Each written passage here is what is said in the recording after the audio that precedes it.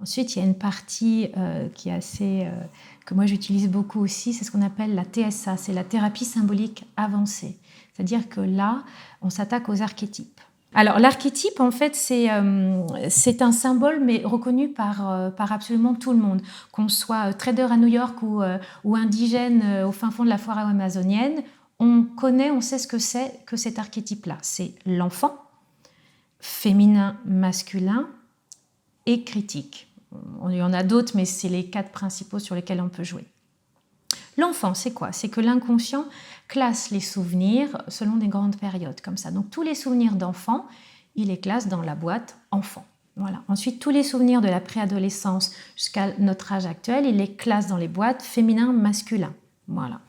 Sous hypnose, moi je vais demander à l'inconscient de me rassembler tous les mauvais souvenirs, tous les traumatismes, toutes les choses qui ont blessé la personne de in utero, donc quand il était dans le ventre de la mère, parce que dans le ventre de la mère, le fœtus, il absorbe toutes les informations, jusqu'à ses 10 ans.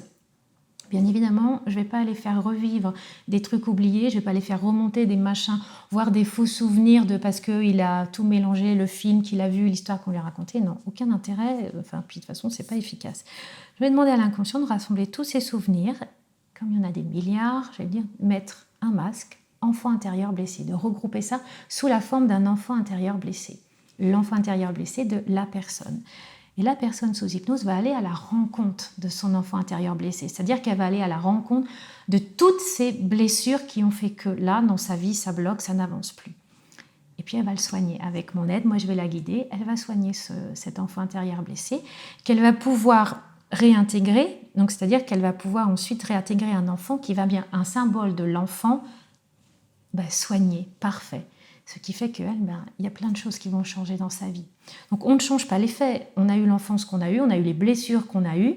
Ça reste là, c'est notre histoire. Par contre, on change les conséquences. Voilà. Je suis tombée de vélo, je me suis cassé la jambe, j'ai eu un plâtre, on m'a réparé l'os. Je sais que je suis tombée, je sais que j'ai été opérée, et alors, maintenant je cours, tout va bien, quoi.